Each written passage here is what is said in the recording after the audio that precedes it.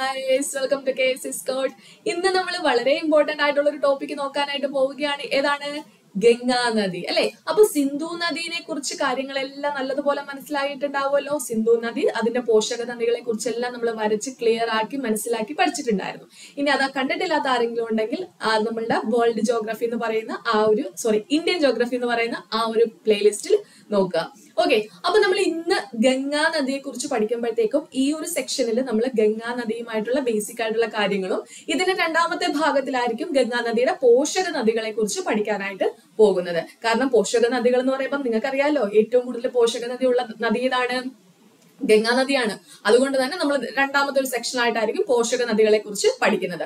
അപ്പൊ ഗംഗാ നദി എന്ന് പറയുമ്പോഴത്തേക്കും പ്രീവിയസ് ക്വസ്റ്റ്യൻ പേപ്പേഴ്സ് ഒക്കെ വായിച്ചിട്ടുള്ളവരാണെങ്കിൽ നിങ്ങൾ ഒരുപാട് ചോദ്യങ്ങളൊക്കെ പല എക്സാംസിന്റെ ക്വസ്റ്റ്യൻ പേപ്പേഴ്സിലൊക്കെ കണ്ടിട്ടുണ്ടാവും. അതുകൊണ്ട് വളരെ ഇമ്പോർട്ടന്റ് ആയിട്ട് ഇനിയും ഇതിൽ നിന്ന് ഒരുപാട് ചോദ്യങ്ങൾ അവർ വീണ്ടും ചോദിക്കാം.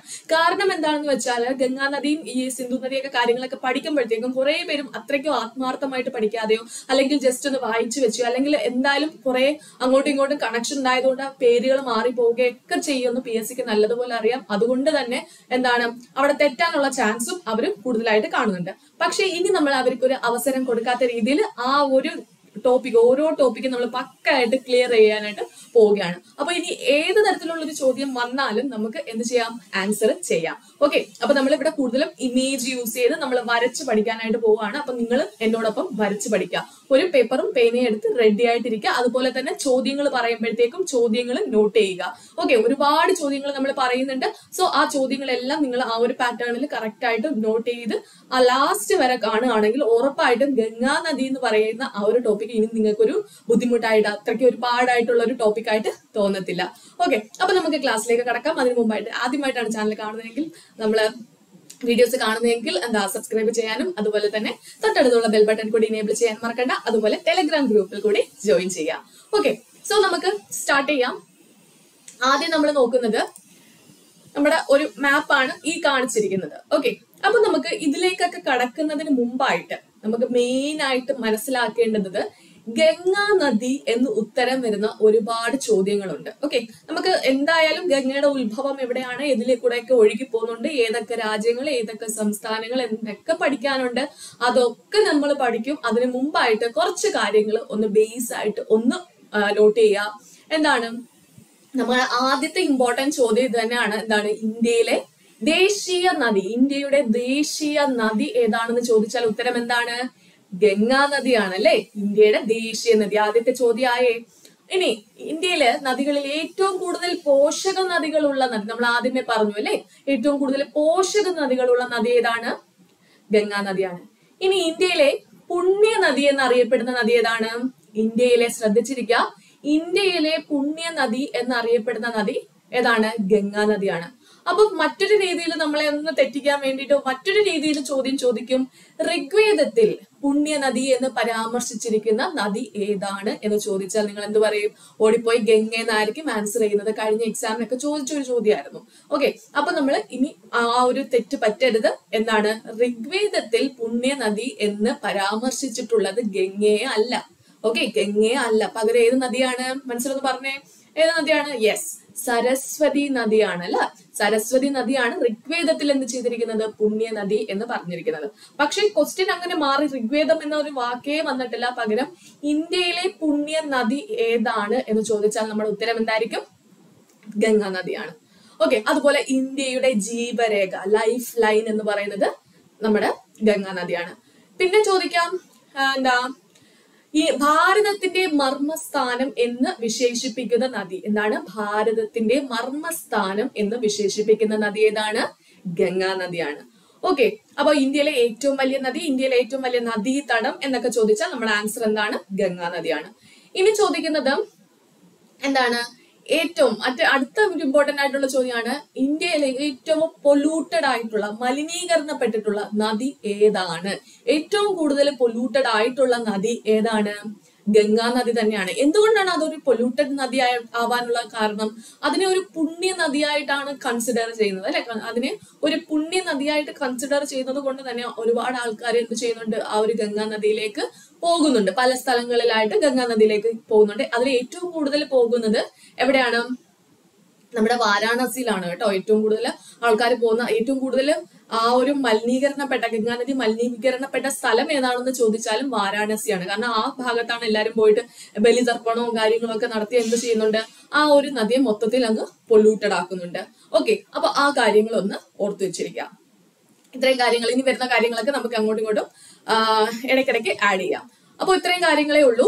ഞാൻ പോയിന്റ്സ് ഒക്കെ നോട്ട് ചെയ്ത് വെച്ചിട്ടുണ്ട്. ഒരു പോയിന്റ്സ് പോലും നിങ്ങൾക്ക് മിസ്സാവാൻ പാടില്ലല്ലോ. ഓക്കെ, അപ്പോ നമുക്കിനി നേരെ അപ്പൊ എന്താണ് ഗംഗയെ കുറിച്ചുള്ള കാര്യങ്ങൾ, ക്വസ്റ്റ്യൻസ് എല്ലാം ക്ലിയർ ആയല്ലോ. ഇനി നമുക്ക് നേരെ ഇതിന്റെ മാപ്പിലേക്ക് വരാം. അതായത് അതിന്റെ ഉത്ഭവം മുതൽ, ഉത്ഭവമൊക്കെ നിങ്ങൾക്ക് ക്ലിയർ ആക്കി, നിങ്ങൾക്ക് ഒരുപാട് കൺഫ്യൂഷൻ ഉണ്ടായിരിക്കും അല്ലെ.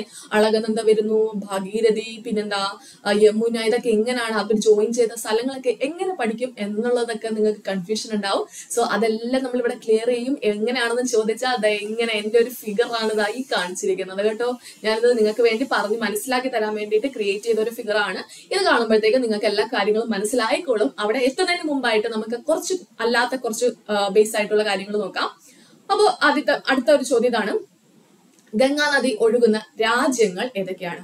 അപ്പൊ ആ ഒരു രാജ്യങ്ങൾ അറിയുന്നതിന് മുമ്പായിട്ട് നമുക്ക് എന്ത് ചെയ്യാം, ഏതൊക്കെ ഭാഗങ്ങളിലൂടെയാണ്, ഏതൊക്കെ സംസ്ഥാനങ്ങൾ, അടുത്ത ചോദ്യം, മറ്റൊരു ചോദ്യം ഇതാണ്, ഏതൊക്കെ സംസ്ഥാനങ്ങളിലൂടെയാണ് എന്ത് ചെയ്യുന്നത്, ഗംഗാ നദി ഒഴുകുന്നതെന്ന് ചോദിക്കാം. ഏതൊക്കെ രാജ്യങ്ങളിലൂടെയാണ് ഒഴുകുന്നതെന്ന് ചോദിക്കാം. ഇനി ഏതൊക്കെ പ്രധാന പട്ടണങ്ങളിലൂടെയാണ് ഒഴുകുന്നതെന്ന് ചോദിക്കാം. സോ നമുക്ക് ഈ ഒരു മാപ്പ് യൂസ് ചെയ്ത് നമുക്ക് എന്ത് ചെയ്യാം, അത്രയും ക്വസ്റ്റ്യൻസിന്റെ ആൻസർ കണ്ടുപിടിക്കാം. ഓക്കെ, അപ്പം അതിന്റെ ഉത്ഭവത്തിലേക്ക് പോകുന്നതിന് മുമ്പായിട്ട് ബേസ് ആയിട്ട് ഈ കാര്യങ്ങൾ പഠിച്ചതിന് ശേഷം നമുക്ക് അതിനെ ഡീപ്പായിട്ട് എന്ത് ചെയ്യാം, ഉത്ഭവം മുതൽ ഓരോ കാര്യങ്ങളും ഡീപ്പായിട്ട് പഠിക്കാം. സോ ആദ്യം നമ്മള് എന്താ ചെയ്യാൻ പോകുന്നത്, ഇനി നമ്മൾ പറഞ്ഞു എന്താണ്, ഗംഗാനദി ഉത്ഭവിക്കുന്ന സംസ്ഥാനം ഏതാണ്? ഗംഗാനദി ഉത്ഭവിക്കുന്ന സംസ്ഥാനം ഏതാണ്? അതെ, ഉത്തരാഖണ്ഡിൽ നിന്നാണ് എന്ത് ചെയ്യുന്നത്, ഗംഗാ നദി ഉത്ഭവിക്കുന്നത് അല്ലെ. ഉത്തരാഖണ്ഡിലെ ഗംഗോത്രി എന്ന് പറയുന്ന ഒരു ഗ്ലേസിയർ ഉണ്ട്, ഹിമാനി ഉണ്ട്. ഹിമാനി എന്താണെന്നൊക്കെ കഴിഞ്ഞ ക്ലാസ്സിൽ പറഞ്ഞിട്ടുണ്ടായിരുന്നു അല്ലെ. അപ്പൊ ആ ഒരു ഗംഗോത്രി ഹിമാനിയിൽ നിന്നാണ് എന്ത് ചെയ്യുന്നത്, ഗംഗാ നദി ഉത്ഭവിക്കുന്നത്. അപ്പൊ നമുക്ക് മനസ്സിലായി എന്താണ്, ഉത്തരാഖണ്ഡിൽ എന്തുണ്ട്, ഗംഗാ നദി ഉണ്ട്. ഓക്കെ, അപ്പൊ ഗംഗാ നദി ഇവിടെ ഉത്തരാഖണ്ഡിൽ നിന്ന് ഒഴുകുന്ന ഈ ഒരു പാത്തൊന്ന് നോക്കിക്കോളൂ. ഉത്തരാഖണ്ഡിൽ നിന്ന് ഇങ്ങനെ ഒഴുകി ഉത്തർപ്രദേശിൽ കൂടെ കയറി ബീഹാറിൽ കൂടിയും കയറി വെസ്റ്റ് ബംഗാൾ വഴി എന്ത് ചെയ്യുന്നു, ഇങ്ങോട്ട് ഇവിടെ ഏത് രാജ്യമാണ്, ബംഗ്ലാദേശ് ആണ് അല്ലെ. ബംഗ്ലാദേശിലേക്ക് കടക്കുന്നുണ്ട്. അതുപോലെ തന്നെ എന്താണ്, അത് ജസ്റ്റ് ഒരു കൈവഴി അങ്ങോട്ട് പോകുന്നുണ്ട്, മറ്റൊരു ചെറിയൊരു കൈവഴി എന്ത് ചെയ്യുന്നുണ്ട്, അല്ലാതെയും വരുന്നുണ്ട്. ഓക്കെ, അത് നമുക്ക് ചെറിയൊരു കൈവഴിയായിട്ട് വരയ്ക്കാം. ഓക്കെ, ഇവിടെ വെച്ച് വെസ്റ്റ് ബംഗാളിൽ വെച്ച് എന്ത് ചെയ്യുന്നുണ്ട്, വെസ്റ്റ് ബംഗാളിൽ നിന്ന് തന്നെ എന്താണ് ബംഗ്ലാദേശിലേക്ക് പോവാതെ നമ്മുടെ എങ്ങോട്ട് പതിക്കുന്നുണ്ട്, ഇവിടെ ഹൂഗ്ലി നദി ഉണ്ട് കേട്ടോ, അതൊക്കെ നമുക്ക് ഡീറ്റെയിൽ ആയിട്ട് നോക്കാം. അപ്പൊ എങ്ങോട്ട് പതിക്കുന്നുണ്ട്, ബംഗാൾ ഉൾക്കടലിലേക്ക് പതിക്കുന്നുണ്ട്. അപ്പൊ മനസ്സിലായല്ലോ, ഗംഗയുടെ ആ ഒരു റൂട്ട് മനസ്സിലായല്ലോ. എവിടെ നിന്നാണ്, ഉത്തരാഖണ്ഡിൽ നിന്നും ഉത്ഭവിച്ച് ഉത്തർപ്രദേശ്, ബീഹാർ, വെസ്റ്റ് ബംഗാളിന്റെ ഒരു പോർഷൻ ആണിത്. വെസ്റ്റ് ബംഗാൾ വഴി എന്ത് ചെയ്യുന്നു, ബംഗാൾ ഉൾക്കടലിൽ പതിക്കുന്നു. അതുപോലെ തന്നെ എന്താണ്, ബംഗ്ലാദേശിലേക്കും പോകുന്നുണ്ട്. അപ്പൊ ബംഗ്ലാദേശിൽ നിന്ന് ഇവിടെ നിന്ന് എന്തോ ചെയ്യും, ആ ഒരു ബംഗാൾ ഉൾക്കടലിലേക്ക് പതിക്കും. ഓക്കെ, സോ നമുക്ക് ഇത്രയും കാര്യങ്ങൾ മനസ്സിലായല്ലോ. നോക്കൂ, വെസ്റ്റ് ബംഗാളിൽ നിന്നും ഇങ്ങോട്ട് പതിക്കുന്നു. അപ്പൊ ഇവിടെ എന്താണ്, ഹൂഗ്ലി നദിയുണ്ട്. ഓക്കെ, ഹൂഗ്ലി നദിയുണ്ട്. അതുപോലെ എന്താണ്, ബംഗ്ലാദേശിൽ കൂടി എന്ത് ചെയ്യുന്നു, നമ്മുടെ ബംഗാൾ ഉൾക്കടലിൽ പതിക്കുന്നു. അപ്പൊ ഈ ബംഗ്ലാദേശിന്റെ കാര്യങ്ങൾ നമുക്ക് അത്രയും ഡീപ്പായിട്ട് നോക്കണ്ട. നമുക്ക് അധികം പഠിക്കാനുള്ളത് ഇന്ത്യയിലെ കാര്യങ്ങൾ മാത്രമാണ്. ഓക്കെ, അപ്പൊ നമുക്ക് ഈ ഒരു പാത്താണ് കൺസിഡർ ചെയ്യേണ്ടത്. ഓക്കെ, അപ്പൊ നമ്മളുടെ അടുത്ത ചോദ്യം വരികയാണ്, എന്താണ്, ഈ ഒരു നദിയുടെ നീളം എത്രയാണ്, ഗംഗാ നദിയുടെ നീളം എത്രയാണ് എന്ന് ചോദിച്ചാൽ എത്രയാണ് ആൻസർ പറയേണ്ടത്? ഗംഗാ നദിയുടെ നീളം ഈ ഓർത്ത് വെക്കാൻ എളുപ്പമുള്ള ഒരു നമ്പർ ആണ് അല്ലെ, 25 എന്താണ്, 2525 കിലോമീറ്റർ ആണ് എന്ത്, നമ്മുടെ ഗംഗാ നദി. ഇടയ്ക്ക് ചിലപ്പോൾ എനിക്ക് സിന്ധു നദി എന്ന് തെറ്റിപ്പോയാലും നിങ്ങൾ മനസ്സിലാക്കിയിരിക്കുക, ഗംഗാ നദി. നമ്മൾ ഓർത്തോർത്ത് കാര്യങ്ങൾ പറയുമ്പോഴത്തേക്ക് അങ്ങോട്ടും ഇങ്ങോട്ടൊക്കെ മാറിപ്പോ. ഓക്കെ, അപ്പൊ ഗംഗാ നദിയാണ് ഞാൻ ഉദ്ദേശിക്കുന്നതെന്ന് ഓർത്താൽ മതി. ഓക്കെ, അപ്പൊ 2525 കിലോമീറ്റർ ആണ് എന്ത്, നമ്മുടെ ഗംഗാ നദിയുടെ നീളം എന്ന് പറയുന്നത്. ഓക്കെ, അപ്പൊ നമുക്ക് ഇനി ആൻസർ ചെയ്യാലോ. ആദ്യത്തെ ചോദ്യം ഇതാണ്, എന്താണ്, ഏതൊക്കെ രാജ്യങ്ങളിലൂടെയാണ് ഗംഗാ നദി ഒഴുകുന്നത്? അപ്പൊ ഈ ഒരു ഫിഗർ മനസ്സിൽ വന്നല്ലോ. ഏതൊക്കെയാണ്? ഇന്ത്യയിലൂടെയും ബംഗ്ലാദേശിലൂടെയും. രാജ്യങ്ങൾ ചോദിച്ചാൽ ഇന്ത്യയിലൂടെയും ബംഗ്ലാദേശിലൂടെയും. ഇനി ഏതൊക്കെ സംസ്ഥാനങ്ങളിലൂടെയാണ് എന്ത് ചെയ്യുന്നത്, ഈ ഗംഗാ നദി ഒഴുകുന്നതെന്ന് ചോദിച്ചാൽ നമ്മൾ ആ സംസ്ഥാനം ഒന്ന് മാർക്ക് ചെയ്തേ. 1 ഉത്തരാഖണ്ഡ്, 2 ഉത്തർപ്രദേശ്, 3 ബീഹാർ, അടുത്ത ഏതാണ്? വെസ്റ്റ് ബംഗാൾ. ഓക്കെ, ഏതൊക്കെയാണ്? ഉത്തരാഖണ്ഡ്, ഉത്തർപ്രദേശ്, അതുപോലെ എന്താണ്, ബീഹാർ, വെസ്റ്റ് ബംഗാൾ. ഈ 4 കാര്യങ്ങൾ ഓർത്തു വെച്ചിരിക്കുക, 4 സംസ്ഥാനങ്ങൾ ഓർത്തു വെച്ചിരിക്കുക. കാരണം അത് നമുക്ക് ചോദിക്കുന്നത് ഗംഗാ നദി ഒഴുകാത്ത സംസ്ഥാനം ഏത് എന്ന് ചോദിച്ചിട്ട് ഉത്തരാഖണ്ഡ്, ഉത്തർപ്രദേശ്, ബീഹാറിന്റെ കൂടെ ചിലപ്പോൾ ജാർഖണ്ഡ് ഒക്കെ ആയിരിക്കും ചോദിക്കുന്നത്. സോ അവിടെ ഒരു കൺഫ്യൂഷൻ വരരുത്, ഇനി തെറ്റിക്കരുത്. ഓർത്തു വെച്ചിരിക്കുക, ഉത്തരാഖണ്ഡ്, ഉത്തർപ്രദേശ്, ബീഹാർ, വെസ്റ്റ് ബംഗാൾ. ഓക്കെ, ഇനി വേണമെങ്കിൽ തിരിച്ചും ചോദിക്കാം, എന്താണ്, ഗംഗാ നദി ഒഴുകുന്ന ആ ഒരു സംസ്ഥാനങ്ങളിൽ പെടുന്നത് ഏത് എന്ന് ചോദിച്ചാല് എന്താണ്, രാജസ്ഥാൻ, മധ്യപ്രദേശ്, ഛത്തീസ്ഗഡ്, ഓപ്ഷൻസിൽ ഉത്തർപ്രദേശ് എന്ന് തരും. സോ നമ്മുടെ ആൻസർ എന്തായിരിക്കും? ഉത്തർപ്രദേശ് ആയിരിക്കും. ആ കാര്യങ്ങൾ ക്ലിയർ ആയല്ലോ. രാജ്യങ്ങൾ, സംസ്ഥാനങ്ങൾ ക്ലിയർ ആക്കി മനസ്സിലാക്കി വെച്ചിരിക്കാം. ഇനി ഞാൻ മറ്റൊരു ചോദ്യം പറഞ്ഞ എന്തായിരുന്നു, ഇനി ഈ നദി ഒഴുകുന്ന ഭാഗത്ത് എന്താണ്, ഓരോ പ്രധാനപ്പെട്ട പട്ടണങ്ങളുണ്ട് അല്ലെ? ആ പട്ടണങ്ങളുടെ പേര് നമുക്ക് പഠിക്കേണ്ട വളരെ ഇമ്പോർട്ടന്റ് ആണ്. അപ്പൊ ഇങ്ങനെ ചോദിക്കും, എന്താണ്, കാൺപൂരിലൂടെ ഒഴുകുന്ന നദി ഏതാണ്, അല്ലെങ്കിൽ ആ ഓപ്ഷൻസിലൊക്കെ ഗംഗാ നദി ഒഴുകുന്ന പട്ടണങ്ങളിൽ പെടുന്നത് ഏത്, അങ്ങനെയൊക്കെ ചോദിക്കാം. ഓക്കെ, സോ ശ്രദ്ധിച്ചിരിക്കുക, നമുക്ക് പട്ടണങ്ങളുടെ പേര് നല്ലതുപോലെ പഠിക്കാം. നോക്കൂ, ഉത്തരാഖണ്ഡിൽ കൂടി നമുക്ക് പറയേണ്ടത് 3 പട്ടണങ്ങളുടെ പേരാണ്. 1 നിങ്ങൾ നോട്ട് ചെയ്യുക, ദേവപ്രയാഗ്. എന്താണ്? ദേവപ്രയാഗിന്റെ ഇമ്പോർട്ടൻസ് ഒക്കെ എന്താണെന്ന് നമുക്ക് അങ്ങോട്ട് വരുമ്പോൾ ആ ഒറിജിൻ പഠിക്കുമ്പോൾ മനസ്സിലാവും. ഓക്കെ, അപ്പൊ ദേവപ്രയാഗ് ഉണ്ട്, ഋഷികേശ് ഉണ്ട്, ഹരിദ്വാർ ഉണ്ട്. ഓക്കെ, ദേവപ്രയാഗ് ഉണ്ട്, ഋഷികേശ് ഉണ്ട്, ഹരിദ്വാർ ഉണ്ട്. ഓക്കെ, ആ 3 പട്ടണങ്ങളെ കുറിച്ച് ഈ ഉത്തരാഖണ്ഡിൽ കൂടെ, ആ പട്ടണത്തിന്റെ ആ നദീതീരത്തുള്ള പട്ടണങ്ങളാണ് ഏതൊക്കെ? ദേവപ്രയാഗ്, ഋഷികേശ്, ഹരിദ്വാർ.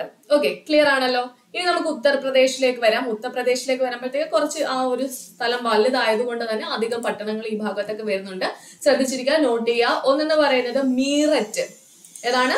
മീററ്റ് വരുന്നുണ്ട്, മിർസാപൂർ വരുന്നുണ്ട്, മിർസാപൂർ വരുന്നുണ്ട്, അലഹബാദ് വരുന്നുണ്ട് കേട്ടോ, അലഹബാദ് വരുന്നുണ്ട്, അതുപോലെ അലിഗഡ് വരുന്നുണ്ട്, കാൺപൂരും വരുന്നുണ്ട്. അപ്പം കാൺപൂര് എന്ന് പറയുന്നത് ഗംഗാ നദി ഒഴുകുന്നതിൽ ഏറ്റവും വലിയ പട്ടണമാണ് ഏത്? കാൺപൂര് എന്ന് പറയുന്നത് കേട്ടോ. കാൺപൂരിന്റെ കാര്യം ഓർത്തു വെച്ചിരിക്കുക. ഇനി നമുക്ക് അതുപോലെ തന്നെ കനൌജു ഉണ്ട് കേട്ടോ. അപ്പൊ ഗംഗയുടെ തീരത്തുള്ള ഏറ്റവും വലിയ പട്ടണം ഏതാണെന്ന് ചോദിച്ചാൽ ഏതാണ് ഉത്തരം? കാൺപൂരാണ് കേട്ടോ. കാൺപൂരാണ് ഗംഗയുടെ തീരത്തുള്ള ഏറ്റവും വലിയ പട്ടണം. അതും എപ്പോഴും ചോദിക്കുന്ന ചോദ്യമാണ്, നോട്ട് ചെയ്ത് വെച്ചിരിക്കുക. ഓക്കെ, അപ്പൊ ഒന്നൊക്കെ കൂടെ പറയാം. ഉത്തർപ്രദേശിലുള്ള പട്ടണങ്ങൾ ഏതൊക്കെയാണ്? മീററ്റ്, മിർസാപൂർ, അലഹബാദ്, അലിഗഡ്, കാൺപൂര്, അതുപോലെ കനൌജ്. ഓക്കെ, നോട്ട് ചെയ്തല്ലോ. ഇനി നമുക്ക് ബീഹാറിലേക്ക് പോവാം. ബീഹാറിൽ ഒരു സംഭവം മാത്രമേ പഠിച്ചാൽ മതി. എന്താണ്?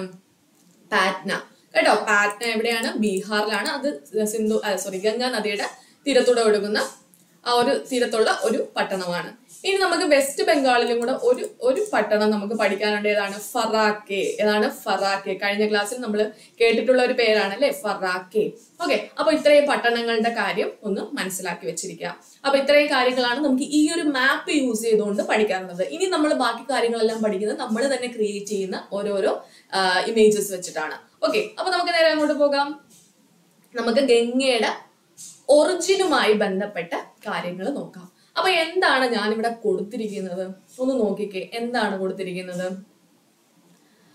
ഇവിടെ ഞാൻ ഈ വരച്ചിരിക്കുന്നത് ഓരോ ഹിമാനികളാണ് കേട്ടോ. ഓരോ ഹിമാനികളാണ് ഈ കാണിച്ചിരിക്കുന്നത്. ഓക്കെ, ഹിമാനികളാണ്. ഹിമാനികൾ എന്തായിരുന്നു? ചലിക്കുന്ന മഞ്ഞുമലകളെയാണ് എന്തെന്ന് പറയുന്നത്? ഹിമാനി എന്ന് പറയുന്നത്. Okay, clear. അപ്പൊ നോക്കൂ, ഞാൻ ഈ ഒരു മേഖല നിങ്ങൾ എന്തായിട്ട് വിചാരിക്കണം? ഒരു ഉത്തരാഖണ്ഡ് മേഖലയാണെന്ന് വിചാരിക്കുക. ഏതാണ്? ഉത്തരാഖണ്ഡ് മേഖലയാണ് ഇവിടെ. അപ്പൊ ഇവിടെ കുറച്ച് ഹിമാനികളും കാര്യങ്ങളും ഒക്കെ ഉണ്ട്. അപ്പൊ നമുക്ക് ആദ്യമേ ഇങ്ങോട്ട് പോകാം. ഗംഗയുടെ ആ ഒരു ഉത്ഭവവുമായി ബന്ധപ്പെട്ട ഹിമാനിയിലോട്ട് പോകാം. അപ്പൊ നിങ്ങൾ ഇവിടെ നിന്ന് ഇങ്ങനെ നിൽക്കുവാണ്, നിങ്ങൾ കണ്ടുകൊണ്ടിരിക്കുകയാണ് കേട്ടോ. ആ ഒരു ഫിഗേഴ്സ് നിങ്ങൾ മനസ്സിലാക്കിയിരിക്കുക. സോ ശ്രദ്ധിച്ചിരിക്കുക. ഈ ഹിമാനിയുടെ പേരെന്താണ്? ഗംഗ ഉത്ഭവിക്കുന്ന എവിടെ നിന്നാണെന്ന് ചോദിച്ചാല് എവിടെ നിന്നാണ്? ഉത്തരാഖണ്ഡിലെ ഗംഗോത്രി ഹിമാനിയിൽ നിന്നാണ്. ഓക്കെ, ഗംഗോത്രി ഹിമാനിയിൽ നിന്നാണ് എന്ത് ചെയ്യുന്നത്? നമ്മുടെ ഗംഗ ഉത്ഭവിക്കുന്നത്.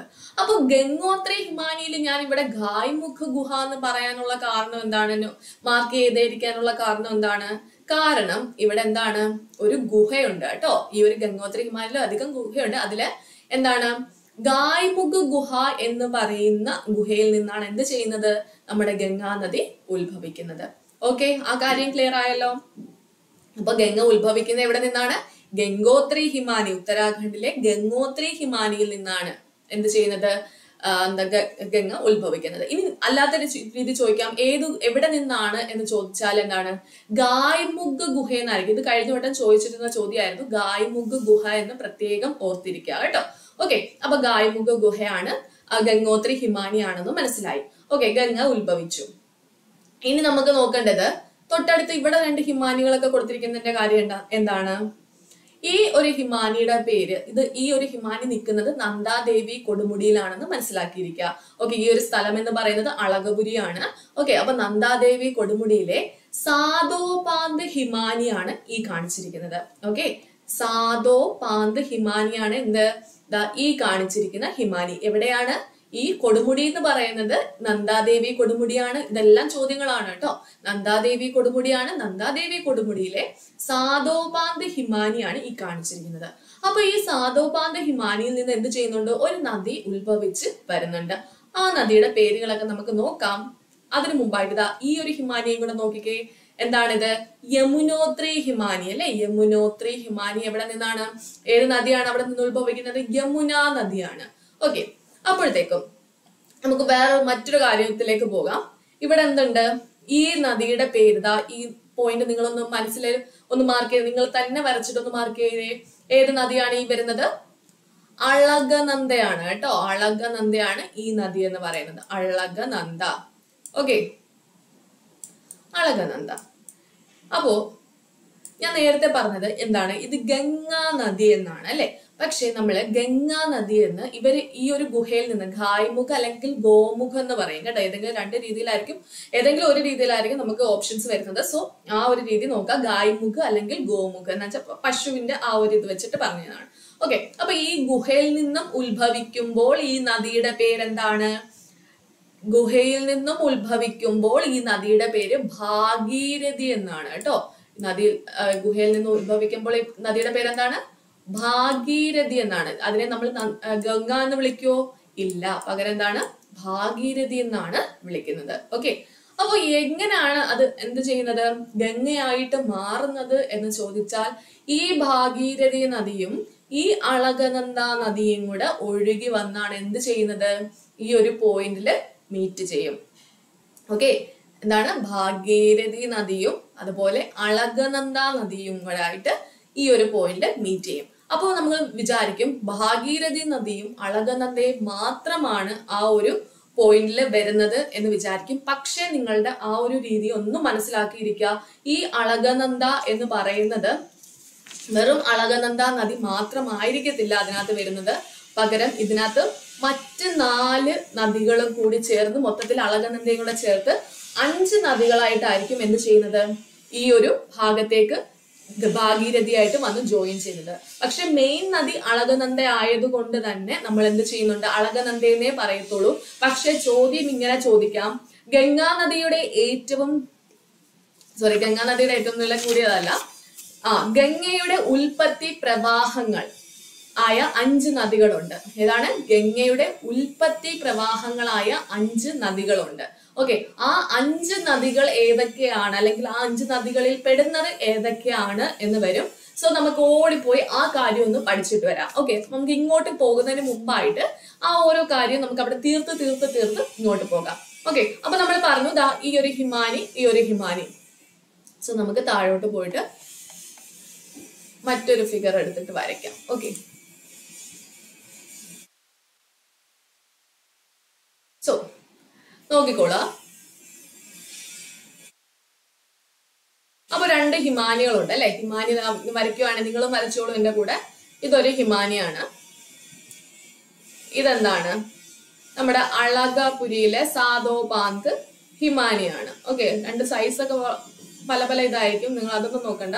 ഓക്കെ, കാര്യം മനസ്സിലാക്കിയിരിക്കാം. ഓക്കെ, അപ്പൊ നമ്മളുടെ എന്താണ് ഈ ഒരു ഗംഗോത്രി ഹിമാനിയിൽ നിന്ന് ആര് ഒഴുകി വരുന്നുണ്ട്? ഗംഗാ നദി അല്ല, ഭാഗീരഥി ഒഴുകി വരുന്നുണ്ട്. ഓക്കെ, അപ്പൊ നമ്മൾ പറഞ്ഞു ഈ ഒരു ഭാഗത്ത് നിന്ന് ആര് വരുന്നുണ്ട്? അളകനന്ദ വരുന്നുണ്ട്. അപ്പൊ ഇവര് ജോയിൻ ചെയ്യുന്നതിന് മുമ്പായിട്ട് അളകനന്ദയിൽ എന്ത് ചെയ്യും? കുറച്ച് നദികൾ വന്ന് ജോയിൻ ചെയ്യുന്നുണ്ട്. അതായത് അളകനന്ദയുടെ പോഷക നദികൾ എന്ന് പറയുന്ന കുറച്ച് നദികൾ വന്ന് ജോയിൻ ചെയ്തുണ്ട്. ഓക്കെ, അപ്പൊ നമുക്ക് അടുത്ത കുറെ ഇമ്പോർട്ടൻസ് ആയിട്ട്, അതായത് നിങ്ങളൊരു 2017 ചോദ്യം എടുത്ത് നോക്കിയാൽ ഹെൽഡിയുടെ ചോദ്യമാണെന്ന് തോന്നുന്നു. അപ്പൊ ആ ഒരു ചോദ്യത്തിനകത്ത് അവര് ചോദിച്ചിരുന്ന ചോദ്യം എന്ന് പറയുന്നത് ഈ ഓരോ നദികള്, നമുക്കിവിടെ ഓരോ നദികൾ ഇപ്പൊ നമ്മൾ വരയ്ക്കും. ആ നദികള് മീറ്റ് ചെയ്യുന്ന പോയിന്റ്സ് ഉണ്ട്. ആ മീറ്റ് ചെയ്യുന്ന പോയിന്റ്സിന് ഓരോ പേരുകളുണ്ട്. ഓക്കെ, അപ്പൊ ആ ഒരു പരീക്ഷയ്ക്ക് മാച്ച് ദ ഫോളോയിങ് ആയിട്ടായിരുന്നു ആ ഒരു ചോദ്യം വന്നിരുന്നത്. അപ്പൊ ജസ്റ്റ് എല്ലാവരും അതൊന്നും ചോദിക്കത്തില്ല എന്ന് പറഞ്ഞ് ആ ഒരു രീതിയിൽ അങ്ങ് വായിച്ചിട്ട് പോകും. പക്ഷേ കറക്റ്റ് ആയിട്ട് ആ ഒരു കാര്യങ്ങൾ ക്ലിയർ ആക്കി മനസ്സിലാക്കിയിട്ടുള്ള ഒരാളാണെങ്കിൽ ആ ഒരു മാച്ച് ദ ഫോളോയിങ് എന്ന് പറയുന്നത് വളരെ ഈസി ആയിട്ട് ചെയ്യാനായിട്ട് സാധിക്കും. ഓക്കെ, അപ്പൊ ഇനി അങ്ങനെ ഒരു ചോദ്യം വന്നാൽ നിങ്ങൾ ആരും ഈ ക്ലാസ് കാണുന്ന ആരും തെറ്റിക്കരുത്. അതുകൊണ്ട് ശ്രദ്ധിച്ചിരിക്കുക. ഓക്കെ, സോ നോക്കാം, നമുക്ക് ഓരോ നദികളെയും വരയ്ക്കാം. ഓക്കെ, ആ പേരുകൾ, നദികളുടെ പേരുകളും കൂടെ നിങ്ങൾ ഒന്ന് നോട്ട് ചെയ്തിരിക്കാം. ആദ്യത്തെ നദിയാണ് ഇങ്ങനെ ഒഴുകി വരുന്നു. ഇവിടുന്ന് ഇപ്പൊ ഇങ്ങനെ ഒഴുകി വരുന്ന ഒരു നദി ഇവിടെ വന്ന് മീറ്റ് ചെയ്യുന്ന പോയിന്റ് കൂടെ നോട്ട് ചെയ്തോണേ. മീറ്റ് ചെയ്യുന്ന പോയിന്റ് ആദ്യമേ വരുന്ന നദിയാണ് ഏത്? മന്ദാകിനി. ഈ നദിയുടെ പേരെന്താണ്? മന്ദാകിനി എന്നാണ് കേട്ടോ. ഈ നദി വന്ന് ഇവിടെ എന്ത് ചെയ്യുന്നു? അളകനന്ദയായിട്ട് മീറ്റ് ചെയ്യുന്നു. മന്ദാകിനി എന്നാണ് പേര്. അതെന്ത് ചെയ്യുന്നു? അപ്പം മറ്റൊരു രീതിയിലും ചോദിക്കും, എന്താണ്? ഗംഗാ നദിയുടെ ഉത്ഭവത്തിൽ നിന്ന് വരുന്ന ആ ഉത്ഭവത്തിന്റെ ഇതായിട്ട് വരുന്ന 5 നദികൾ, പഞ്ചനദികൾ ഏതൊക്കെയാണെന്ന് ചോദിക്കുമ്പോഴത്തേക്ക് നമ്മളുടെ ആദ്യത്തെ പേര് അളകനന്ദ എന്തായാലും മനസ്സിലുണ്ട് അല്ലെ. അളകനന്ദയുണ്ട്. അപ്പൊ ബാക്കി വരുന്ന ഒരു നദിയാണ് എന്തെന്ന് പറയുന്നത്? ഭാഗീരഥിയുടെ ആ ഒരു കൈവഴിയായിട്ട് വരുന്നത് കേട്ടോ. ഓക്കെ, അപ്പം എന്താണ്? അളകനന്ദയുണ്ട്. അടുത്ത നദിയുടെ പേര് നമ്മൾ പറഞ്ഞു, എന്താണ്? മന്ദാകിനി. മന്ദാകിനി ഇങ്ങനെ ഒഴുകി ഒഴുകി ഒഴുകി വന്ന് നമ്മുടെ എന്ത് ചെയ്യുന്നു? അളകനന്ദയിൽ ചേരുന്നു. അളകനന്ദയിൽ ചേരുമ്പോൾ ആ ഒരു പോയിന്റ് ഓർത്ത് വെച്ചിരിക്കുക. എന്താണ് ഈ ഒരു സ്ഥലം അറിയപ്പെടുന്നത്? എന്താണ്? രുദ്രപ്രയാഗ് എന്നാണ്. എന്താണ്? രുദ്രപ്രയാഗ്. ഓക്കെ, രുദ്രപ്രയാഗ് എന്നാണ് മന്ദാകിനി ജോയിൻ ചെയ്യുന്ന, അളകനന്ദയായിട്ട് ജോയിൻ ചെയ്യുന്നത്. മാച്ച് ദ ഫോളോയിങ് വരുന്നതാണ് കേട്ടോ. അല്ലെങ്കിൽ മാച്ച് ദ ഫോളോയിങ് അല്ലെങ്കിൽ ഏതെങ്കിലും രീതിയിൽ ചോദിക്കാം. മന്ദാകിനി അളകനന്ദയായിട്ട് ജോയിൻ ചെയ്യുന്ന ആ ഒരു പോർഷൻ എന്താണ് അറിയപ്പെടുന്നത്? രുദ്രപ്രയാഗ് എന്നാണ് അറിയപ്പെടുന്നത്. ഇനി നമുക്ക് അടുത്ത നദിയിലേക്ക് പോകാം. ഓക്കെ, അപ്പൊ അടുത്ത വരുന്ന നദിയുടെ പേര് ഒന്ന് ശ്രദ്ധിച്ചിരിക്കുക. എന്താണ്? പിണ്ടാർ. എന്താണ്? പിണ്ടാർ. പിണ്ടാർ ഇങ്ങനെ ഒഴുകി വന്ന് ഇവിടെ ചേരുന്നെന്ന് വിചാരിച്ചിരിക്കുക. പിണ്ടാർ. ഓക്കെ, അപ്പൊ പിണ്ടാർ ഇങ്ങനെ ഒഴുകി വന്ന് ഇതേതായിരുന്നു? മന്ദാകിനി ആയിരുന്നു. ഇതെന്തായിരുന്നു? പിണ്ടാറാണ്. ഓക്കെ, പിണ്ടാർ ജോയിൻ ചെയ്യുന്ന ആ ഒരു പ്രദേശമാണ് കർണപ്രയാഗ് എന്ന് അറിയപ്പെടുന്നത്. എന്താണ്? കർണപ്രയാഗ്. കർണപ്രയാഗ് എന്ന് അറിയപ്പെടുന്നത്. ഓക്കെ, കർണപ്രയാഗ്. ക്ലിയർ ആണല്ലോ. മന്ദാകിനി ജോയിൻ ചെയ്യുന്ന ഈ ഒരു പോയിന്റ്, അളകനന്ദയായിട്ട് ജോയിൻ ചെയ്യുന്ന പോയിന്റ് രുദ്രപ്രയാഗ് എന്നറിയപ്പെടുന്നു. ഇതെന്താണ്? പിണ്ടാറാണ്. പിണ്ടാർ എന്ന് പറയുന്ന ഒരു നദിയാണ്. അത് അളകനന്ദയായിട്ട് ജോയിൻ ചെയ്യുന്ന ആ ഒരു സ്ഥലം എന്തെന്നറിയപ്പെടുന്നു? കർണപ്രയാഗ് എന്ന് അറിയപ്പെടുന്നു. ഇനി നമുക്ക് അടുത്ത നദി ഏതാണെന്ന് നോക്കാം. ഏതാണ്? ധൗളി ഗംഗ. എന്താണ്? ധൗളി ഗംഗ. ധൗളി ഗംഗ ഇനിയിപ്പോ ഇവിടെ നിന്നാണ് ജോയിൻ ചെയ്യുന്നതെങ്കിൽ ഇതേതാണ്? ധൗളി ഗംഗയാണ് കേട്ടോ. ധൗളി ഗംഗ ഈ ജോയിൻ ചെയ്യുന്ന ആ ഒരു പോർഷൻ ആണ് എന്തെന്ന് പറയുന്നത്? വിഷ്ണു പ്രയാഗ് എന്ന് പറയുന്നത്. ഓക്കെ, വിഷ്ണു പ്രയാഗ് എന്ന് പറയുന്നത്. ക്ലിയർ ആണോ? ഓക്കെ, അപ്പൊ മന്ദാകിനി ജോയിൻ ചെയ്യുന്നത് രുദ്രപ്രയാഗ്, പിണ്ടാറ് ജോയിൻ ചെയ്യുന്നത് കർണപ്രയാഗ്, അതുപോലെ എന്താണ് നമ്മുടെ ധൗളി ഗംഗ ജോയിൻ ചെയ്യുന്നത് വിഷ്ണു പ്രയാഗ് എന്നും ഓർത്തിരിക്കുക. ഓക്കെ, അപ്പം ഈ നദിയും അതുപോലെ തന്നെ എന്താണ് അളകനന്ദയും ഭാഗീരഥിയും കൂടെ ചേർന്നിട്ടാണ് എന്ത് ഫോം ചെയ്യുന്നത്? ഗംഗാ നദി ഫോം ചെയ്യുന്നത്. ഓക്കെ, അപ്പം ഗംഗാ നദിയുടെ ഉൽപ്പത്തിക്ക് കാരണമാകുന്ന 5 പ്രധാന നദികൾ, 5 നദികൾ ഏതാന്ന് ചോദിച്ചാൽ നമുക്ക് ഇവരുടെ പേര് പറയാം. ഇനി പ്രധാനപ്പെട്ട 2 നദികൾ ഏതെന്ന് ചോദിച്ചാൽ നമുക്ക് ഭാഗീരഥിയും പറയണം, അളകനന്ദയും പറയണം. ഓക്കെ, ഇനി 5 പ്രധാന നദികൾ എന്ന് ചോദിക്കുമ്പോൾ നമ്മൾ എന്ത് പറയും? ഒന്ന് ഭാഗീരഥി, മറ്റൊന്ന് അളകനന്ദ, മറ്റൊന്ന് എന്താണ് നമ്മുടെ മന്ദാകിനി, ധൗളി ഗംഗ, അതുപോലെ തന്നെ എന്താണ് നമ്മുടെ പിണ്ടാർ. ഓക്കെ, ധൗളി ഗംഗ, മന്ദാകിനി, പിണ്ടാർ. ക്ലിയർ ആണല്ലോ? ഈ കാര്യങ്ങൾ ക്ലിയർ ആയല്ലോ? ഓക്കെ, എങ്കിൽ നമുക്ക് മറ്റേ ആ ഒരു ഫ്ലോ ചാർട്ടിലേക്ക് തിരിച്ചു പോകാം. ഓക്കെ, അപ്പൊ ഇവിടം വരെ നമ്മൾ എത്തിയായിരുന്നു അല്ലെ? അപ്പൊ ഭാഗീരഥി ഇങ്ങനെ ഒഴുകി വരുന്നു, അളകനന്ദ കുറെ പോഷക നദികളുമായി ചേർന്ന് എന്ത് ചെയ്യുന്നു? ഈ ഒരു ഭാഗത്തേക്ക് ഒഴുകി വരുന്നു. ഈ ഒരു ഭാഗത്തേക്ക് ഒഴുകി വരുമ്പം അടുത്ത പ്രധാനപ്പെട്ട ഒരു ചോദ്യം വരികയാണ്. എന്താണ്?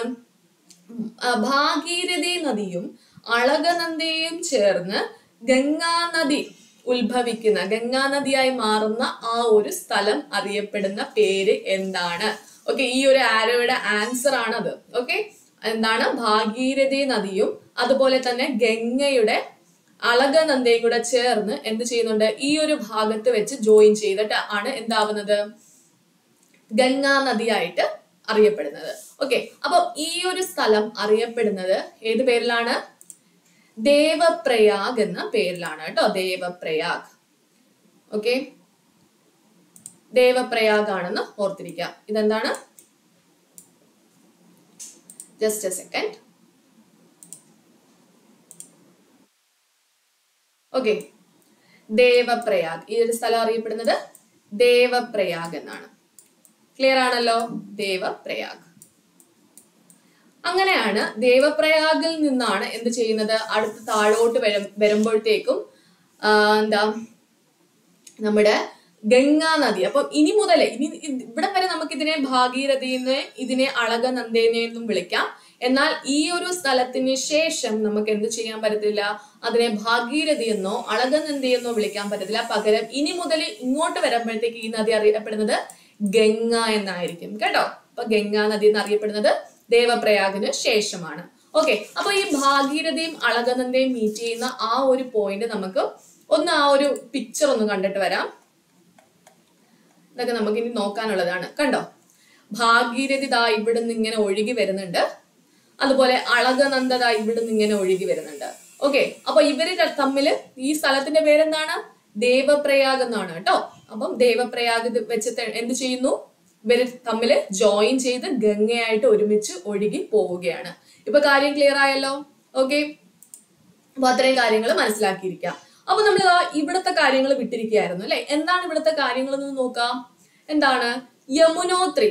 ഈ ഒരു ഹിമാനിയുടെ പേരെന്തായിരുന്നു? യമുനോത്രി എന്നായിരുന്നു അല്ലെ? അപ്പൊ യമുനോത്രി നദിയിൽ നിന്നും യമുനോത്രി ഹിമാനിയിൽ നിന്നും ഉത്ഭവിക്കുന്ന നദിയാണ് ഏത്? യമുനാ നദി. അപ്പൊ എപ്പോഴും ചോദിക്കുന്നതാണ് യമുനാ നദി ഉത്ഭവിക്കുന്നത് എവിടെ നിന്നാണ് എന്ന് ചോദിക്കുന്നുണ്ട്. എവിടെ നിന്നാണ്?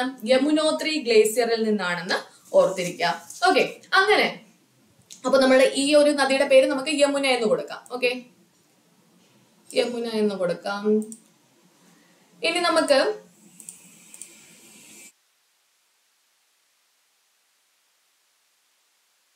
ജസ്റ്റ് ഒരു മിനിറ്റ്. യമുന എന്ന് കൊടുക്കുമ്പോഴത്തേക്കും എന്താണ്? യമുന നദി ഒഴുകി വന്ന് എന്ത് ചെയ്യുന്നുണ്ട്? ഗംഗാ നദിയുമായിട്ട് ജോയിൻ ചെയ്യുന്നുണ്ട്. ഓക്കെ, യമുന നദി എന്ത് ചെയ്യുന്നുണ്ട്? യമുന നദി ഇങ്ങനെ ഒഴുകി ഒഴുകി ഒഴുകി വന്ന് ഗംഗാ നദിയുമായിട്ട് ജോയിൻ ചെയ്താണ്. അപ്പം ഗംഗാ നദിയുടെ ഏറ്റവും വലിയ പോഷക നദിയാണ് ഏത്? യമുനാ നദി എന്ന് പറയുന്നത്. അപ്പൊ യമുനാ നദി ഇങ്ങനെ വന്ന് ഗംഗയുമായിട്ട് ജോയിൻ ചെയ്യുന്ന ഈ ഒരു ഭാഗം അറിയപ്പെടുന്നത് ഇത് ഏത് സ്ഥലമാണെന്ന് അറിയാവോ? അലഹബാദ് ആണ് കേട്ടോ. അലഹബാദ് ആണ്. അലഹബാദിലെ പ്രയാഗ് എന്ന് പറയുന്ന ആ ഒരു സ്ഥലമാണ് പ്രയാഗ്. ഓക്കെ, പ്രയാഗ് എന്ന് പറയുന്ന ഒരു സ്ഥലമാണ്. ക്ലിയർ? സോ അപ്പൊ ഇത്രയും ആരോസിന്റെ ആൻസേഴ്സ് ഒക്കെ കിട്ടിയല്ലോ. ഇനി നമുക്ക് താഴോട്ട് പോകുമ്പോഴത്തേക്കും അടുത്ത ഒരു ചോദ്യം ഇതാണ്. ഗംഗാ നദി ഉത്തര മഹാസമതലത്തിലേക്ക് കയറുന്നത് ഏത് സ്ഥലത്ത് വെച്ചിട്ടാണ്? ഏത് സ്ഥലത്ത് വെച്ചിട്ടാണെന്ന് വെച്ചാൽ ഈ ഒരു സ്ഥലം ഏത് സ്ഥലമാണ്? ഹരിദ്വാർ ആണ് കേട്ടോ. ഹരിദ്വാർ കൂടിയാണ് എന്ത് ചെയ്യുന്നത്? ഗംഗാ നദി ഉത്തര മഹാസമതലത്തിലേക്ക് കയറുന്നത്. ഓക്കെ, ക്ലിയർ ആണല്ലോ? അതിന്റെ ഉൽപ്പത്തിയുമായിട്ട് അതിന്റെ ഉത്ഭവവുമായിട്ട് ബന്ധപ്പെട്ട കാര്യങ്ങളാണ് ഈ കാര്യങ്ങൾ നമ്മൾ പഠിച്ചത്. അപ്പം ഇതിൽ നിന്ന് ഏത് തരത്തിൽ അങ്ങോട്ടും ഇങ്ങോട്ടും തിരിച്ചിട്ട് ചോദ്യങ്ങൾ ചോദിച്ചാലും ആൻസേഴ്സ് ചെയ്യാൻ പറ്റുമല്ലോ. അപ്പൊ അതിന്റെ കൂടെ ആയിട്ട് നമുക്ക് വേറൊരു കാര്യം കൂടെ പഠിക്കാം. ഗംഗാ നദി ഇങ്ങനെ ഒഴുകി വരുന്നുണ്ട് അല്ലെ. അതുപോലെ തന്നെ യമുന നദി ഇവിടെ വന്ന് ഇങ്ങനെ ജോയിൻ ചെയ്യുന്നുണ്ട്. എവിടെ വെച്ചിട്ട്? അലഹബാദ് വെച്ച്. ഓക്കെ, അതിനുശേഷം എന്താണ്, സരസ്വതി നദിയും ഇങ്ങനെ വന്ന് ജോയിൻ ചെയ്യും. ഓക്കെ, അപ്പോഴത്തേക്കും ആ ഒരു സ്ഥലം അറിയപ്പെടുന്നത് ത്രിവേണി സംഗമം എന്നാണ്. ഓക്കെ, ഏതൊക്കെ നദികളാണ്? ഗംഗാ നദി, യമുന നദി, സരസ്വതി നദി. ഓക്കെ, ഗംഗാ നദി, യമുന നദി, സരസ്വതി നദിയും കൂടെ ചേരുന്ന ഈ ഒരു പ്രദേശമാണ് ത്രിവേണി സംഗമം എന്നറിയപ്പെടുന്നത്. ആ സ്ഥലത്തിന്റെ പേര് പ്രയാഗ് എന്ന് തന്നെയാണ് കേട്ടോ. പണ്ടത്തെ പുരാതനമായ ഒരു സ്ഥലമാണ് പ്രയാഗ് എന്ന് പറയുന്നത്. ഓക്കെ, അപ്പൊ ഇത്രയും കാര്യങ്ങൾ ക്ലിയർ ആയല്ലോ. ഈ ഒരു കാര്യത്തിൽ നിന്ന് ഏത് ചോദ്യങ്ങൾ ചോദിച്ചാലും ആൻസർ ചെയ്യാം. സോ ഇനി നമുക്ക് ആ ഒരു സെക്ഷനിലേക്ക് പോകാം. ഓക്കെ, ഇനി നമുക്ക് നോക്കാനുള്ളത് ഗംഗാ നദി എന്ത് ചെയ്യുന്നുണ്ട്? ഇവിടെ നിന്നും ഒഴുകി നമ്മൾ ഈ കാര്യങ്ങളെല്ലാം പറഞ്ഞു അല്ലെ. ഹരിദ്വാറിലേക്ക് കടന്നു, ഉത്തര മഹാസമുദ്രത്തിലേക്കൊക്കെ കടന്നു എന്ന് പറഞ്ഞു. ഇനി അളകനന്ദയുടെ അടുത്ത ചോദ്യം നോക്കുക. അളകനന്ദയുടെ തീരത്തുള്ള പട്ടണം ഏതാണെന്ന് ചോദിച്ചാൽ നമ്മൾ എന്ത് ചെയ്തു? അളകനന്ദ ഉണ്ടല്ലേ, അളകനന്ദയുടെ തീരത്ത് ഒരു പട്ടണം ഉണ്ട്. ആ പട്ടണത്തിന്റെ പേര് ബദ്രീനാഥ് എന്നാണ് കേട്ടോ. കേട്ടിട്ടുണ്ടാവുമല്ലോ ബദ്രീനാഥ് എന്ന്. ഓക്കെ, അപ്പൊ ബദ്രീനാഥ് എന്നാണ് ആ ഒരു പട്ടണത്തിന്റെ പേര്. ക്ലിയർ? ഇനി നമുക്ക് ഈ ഒരു ഭാഗം, അതായത് ഗംഗാ നദി ഇങ്ങനെ ഒഴുകി വന്ന് എന്ത് ചെയ്യുന്നു? വെസ്റ്റ് ബംഗാളിൽ വെച്ച് എന്ത് ചെയ്യുന്നു? നമ്മുടെ ബംഗാൾ ഉൾക്കടലിലേക്ക് പതിക്കുന്നു. അപ്പൊ വെസ്റ്റ് ബംഗാളിലെ എവിടെ വെച്ചിട്ടാണ് ഗംഗാ നദി എന്ത് ചെയ്യുന്നത്? ഈ ഒരു ബംഗാൾ ഉൾക്കടലിലേക്ക് പതിക്കുന്നതെന്ന് ചോദിച്ചാൽ ഈ ഒരു സ്ഥലത്തിന്റെ പേര് എന്താണെന്ന് ഓർത്തു വെച്ചിരിക്കുക. എന്താണ്? ഗംഗാസാഗർ എന്നാണ് കേട്ടോ. ഗംഗാസാഗർ എന്നാണ്. വെസ്റ്റ് ബംഗാളിലെ ഒരു പ്രദേശമാണ് എന്ത്? ഗംഗാസാഗർ. അപ്പൊ ആ ഗംഗാസാഗറിൽ വെച്ചിട്ടാണ് എന്ത് ചെയ്യുന്നത്? ഗംഗാ നദി എങ്ങോട്ട് പതിക്കുന്നത്? ബംഗാൾ ഉൾക്കടലിലേക്ക് പതിക്കുന്നത്. ഓക്കെ, അങ്ങനെ ആ ഒരു കാര്യം ക്ലിയർ ആയല്ലോ. അപ്പൊ അങ്ങോട്ട് പതിച്ചു. പക്ഷെ ഈ ഒരു ഇങ്ങോട്ട് പോകുമ്പോഴത്തേക്ക് എന്താണ്? ബംഗ്ലാദേശിലേക്ക് നമ്മുടെ ഗംഗാ നദി പോകുന്നുണ്ട് അല്ലെ. അപ്പൊ ബംഗ്ലാദേശിലേക്ക് പോകുമ്പോൾ നമുക്ക് അവിടെ പോയിട്ട് ഇത് ഗംഗാ നദിയാണെന്ന് പറയാൻ പറ്റുമോ? പറ്റില്ല. കാരണം അവിടെ ഗംഗാ നദി അറിയപ്പെടുന്നത് പത്മ എന്നോ അല്ലെങ്കിൽ കീർത്തി നാശിനി എന്നോ ആണ് കേട്ടോ. പത്മ എന്നും അറിയപ്പെടുന്നുണ്ട്, അതുപോലെ തന്നെ എന്താണ്? കീർത്തി നാശിനി എന്നും അറിയപ്പെടുന്നുണ്ട്. ക്ലിയർ ആണല്ലോ? ഓക്കെ, അപ്പം ചോദിച്ചിട്ടുള്ള ചോദ്യമാണ് ബംഗ്ലാദേശിൽ ഗംഗാ നദി അറിയപ്പെടുന്ന പേര്. ഓപ്ഷൻസിൽ പത്മ എന്നോ അല്ലെങ്കിൽ കീർത്തിനാശിനി എന്നോ കാണും. അത് ഒന്ന് മാർക്ക് ചെയ്തിരിക്കാം. ഓക്കെ, അപ്പോ ഓൾമോസ്റ്റ് ആ കാര്യങ്ങൾ ക്ലിയർ ആയി. ഇനി നമുക്ക് ഈ ഒരു സെക്ഷനിൽ പഠിക്കാനുള്ള വളരെ ഇമ്പോർട്ടന്റ് ആയിട്ടുള്ള ഒരു കാര്യം എന്ന് പറയുന്നത്, പോഷക നദിയിലേക്ക് പോകുന്നതിന് മുമ്പായിട്ട് നമുക്ക് എന്താണ്, ഈ സിന്ധു നദിക്ക് പോഷക നദികൾ ഉണ്ടെന്ന് പറഞ്ഞല്ലോ. ഓക്കെ, അപ്പൊ വലത് കരയിലും ഇടത് കരയിലുമായിട്ടാണ് പോഷക നദികൾ ഉള്ളത്. ഓക്കെ, ആ കാര്യം കൂടെ പഠിച്ചു കഴിഞ്ഞിട്ട് നമുക്ക് നോട്ട്സിന്റെ സെക്ഷനിലേക്ക് പോകാം. ഓക്കെ, അപ്പൊ ജസ്റ്റ് ഒന്ന് നോക്കുക. ഗംഗാ നദി ഇങ്ങനെ ഒഴുകി പോകുമ്പോഴത്തേക്കും, ഗംഗാ നദി ഇങ്ങനെ ഒഴുകി പോവുകയാണ് കേട്ടോ. ഗംഗാ നദി ഇങ്ങനെ ഒഴുകി പോകുമ്പോഴത്തേക്കും കുറെ നദികള് ഇടതുവശത്ത് നിന്നും വലതുവശത്ത് നിന്നും എന്ത് ചെയ്യുന്നുണ്ട്?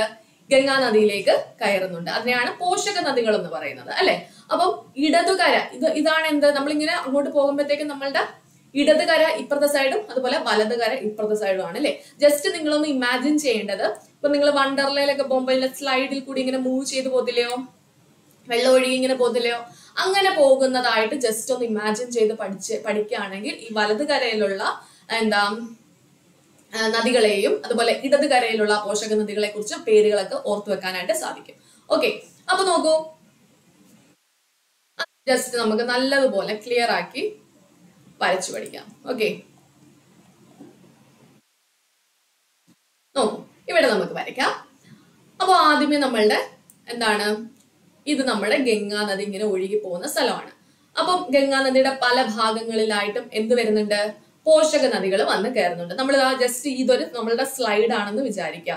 ഓക്കെ, നിങ്ങൾ ഇപ്പൊ സ്ലൈഡിൽ കൂടി ഇങ്ങനെ പൊക്കോണ്ടിരിക്കുമ്പോഴത്തേക്കും, ആ ഒരു വണ്ടർലയുടെ സ്ലൈഡിൽ കൂടി ഇങ്ങനെ പൊക്കോണ്ടിരിക്കുമ്പോഴത്തേക്കും കുറെ നദികൾ വന്ന് ഇങ്ങനെ പോകുന്ന വഴിക്ക് തന്നെ നമ്മൾ ഇടത്തോട്ട് നോക്കുമ്പോൾ എന്താണ്, വലത്തോട്ട് നോക്കുമ്പോഴും ഇടത്തോട്ട് നോക്കുമ്പോഴും എന്താണ്, കുറെ നദികൾ വന്ന് കയറുന്നു അല്ലെ, വലത് കരയിലും ഇടത് കരയിലും ആയിട്ട്. അപ്പോ വലത് കരയിലുള്ള നദികളും ഇടത് കരയിലുള്ള നദികളും ഏതൊക്കെയാണെന്ന് നമുക്ക് പഠിക്കാം. ഓക്കെ, അപ്പൊ ആദ്യമേ ശ്രദ്ധിച്ചിരിക്കുക. ആദ്യം നമ്മൾ പഠിക്കുന്ന നദിയാണ് വലത് കരയിലെ നദി. നോക്കൂ, ഏതാണ്?